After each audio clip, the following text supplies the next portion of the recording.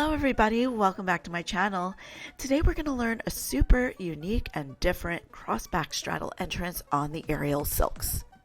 In all the different aerial silks classes I've taken over the years, there is only one teacher that has taught me this specific entrance. Her name is Elena Delgado. She teaches in New York City. Highly recommend you take class with her if you're ever in town. If you're newer to aerial silks, there are about 1,000 different ways you can get into your crossback. This is just one of them. I happen to love this entrance because I feel like there is opportunity to make it super dramatic. So let's get started. Put on some sort of footlock. It doesn't matter. I'm going to put on my dancer locks for the tutorial, but if you prefer your figure 8 footlocks, go ahead, put them on.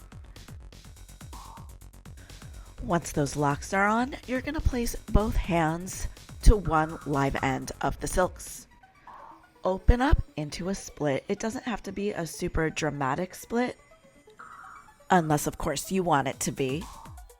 So in my split, my right leg is in front. I'm going to swing that leg around to the right and stack it on top of my bottom leg. Once those legs are stacked, I'm still circling the same way. My knees bend under the loose part of the silks, and then I come to a seated position on top of the loose part of the silks. Now, if you were doing this in a performance, right now would be a great time to sit here, make some dramatic arm gestures, whatever you want to do, but we're going to move on. If you released it, you're going to re-grab the silks you were just holding onto and start circling back the way you came in. Before you completely circle out though, you're going to stop yourself with that same hand. So if I'm circling to the left, I just stop myself with my left arm. Now this is my favorite part because this is when you get to bring in the drama. I need to bring both hands to the other end of the silk. So to do that, I will dip down low, sweep my opposite arm in front of my body to reach on up. Okay, in slow-mo, it looks kind of plain, but take my word for it, it can be beautiful and pretty.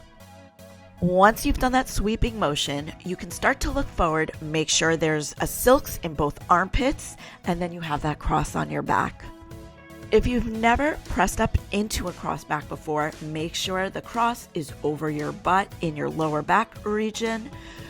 Give yourself a slight pull up and then just press back. Keep your legs activated. While crossback straddle does require some strength to get into, once you're upside down, you can live there for a couple years. That's why it makes such a great thing to do for ambient work. So you can play with the silks, you can give yourself a spin. There's other options. But anyway, once you have lived your best crossback straddle life to get out for today, you'll just reach up, pull yourself up while you close your legs. And normally when teachers tell you which side of the silks to grab, they tell you to reach behind, figure out which silks is closest to your back and grab that one with both hands so it pops off. I'm going to tell you for this crossback straddle entrance, whichever leg you started on, for me it was my right, you grab the opposite silks. So I'm grabbing the opposite silks, the left silks with both hands. The cross just pops off my back and then I can get out of there easily. And then you just take your footlocks off and get on out of there. And that is the tutorial of the day. As always, please let me know if you have any questions or comments in the comment box below. Also, if you have any requests for future tutorials, you can ask me there as well. If you don't mind hitting the like and subscribe button with the notification bell on, I would super duper appreciate it as it super supports my channel.